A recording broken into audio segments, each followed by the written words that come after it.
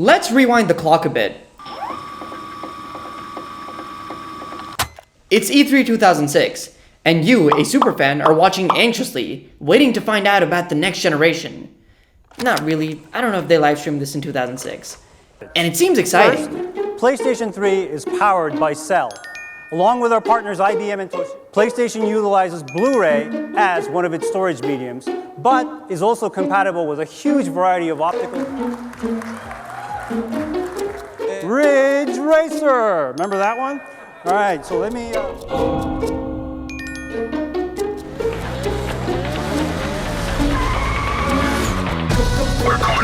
$599 US dollars, $659 Canadian.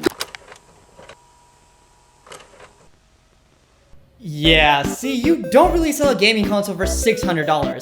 That's about $900 in today's money. And the craziest part is, that's not even the real price. They sold it for $600, but it actually cost them more than $840 to make. That means they lost about $200 on every PS3 sold. But that means in 2006, it was quite the bargain. Exhibit A, the original PS3, and I mean the original PS3, because it gets confusing. The launch model. The 60GB PS3 has inbuilt Wi-Fi, SD card, multimedia card, compact flash reader. The controller doesn't have any rumble. There was an ongoing legal battle with the company Immersion, so they couldn't use rumble, but they tried to sell it off as rumble as a thing of the past. It wasn't, they brought it back. And it could play PS1, PS2, and PS3 games. Why is this so revolutionary? Well, the Cell processor, a joint venture between Sony, Toshiba, and IBM, a technology meant to revolutionize the industry, not just the gaming landscape. And reportedly, it cost more than $400 million to develop. But it was going to be used in other applications too, right? And these days, your gaming consoles are pretty much purpose-built gaming PCs, architecturally. Hell, they're not even that different from each other. But back in the day, oh boy, the PS3 is a completely foreign architecture. So much so that it pissed off developers. We won't go into why it's so awfully complicated, but you can find videos for that. But yeah, they made it an incredibly complicated and difficult architecture. In fact, one of the reasons was, make it difficult to develop for so that developers forget about the competition and just focus on the PS3. Yeah, the arrogance. So the way they achieved PS2 backwards compatibility was to shove an entire PS2 in the PS3.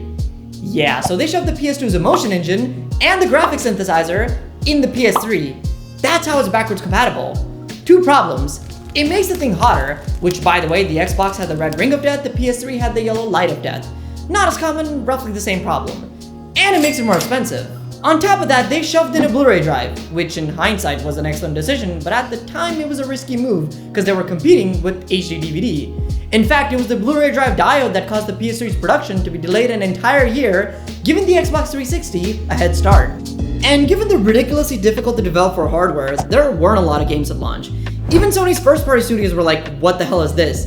And the idea of make it hard to develop for so that developers will forget about the 360 and focus on the PS3 backfired, because they just went, bun the PS3, can't be bothered, we'll just focus on the 360 instead. So even if the PS3 is technically more powerful, games just look better on the 360 for a long time.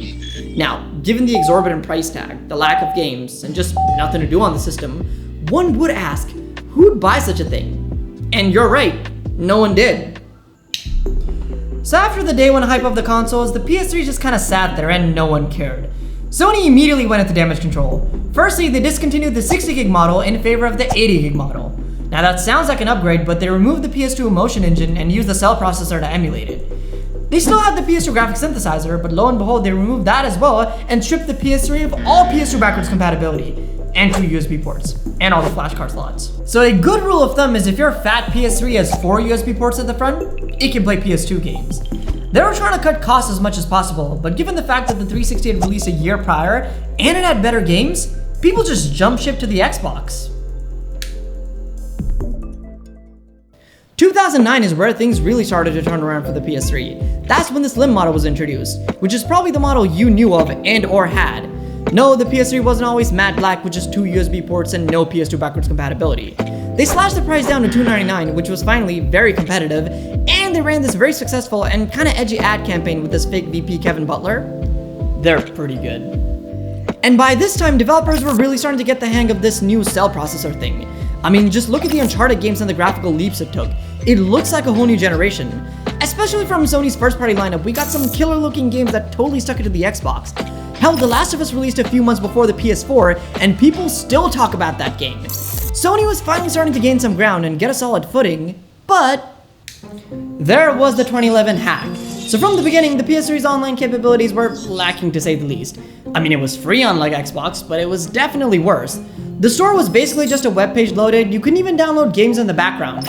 But lacking features is one thing, and lacking security is another. So Sony went after a few hackers who cracked the PS3, and in retaliation, Anonymous decided to attack the PSN network in early April.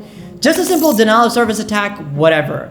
But on April 19th, there was another attack, and this one far more sinister.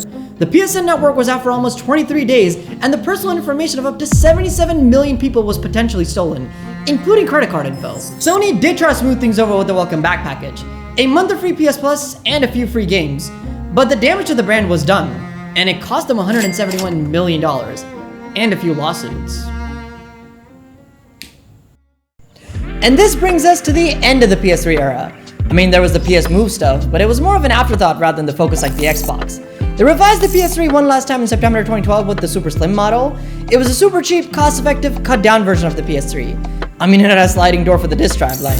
But when all was said and done, the PS3 actually beat the Xbox 360 in global sales, which is quite impressive given all the problems I just mentioned.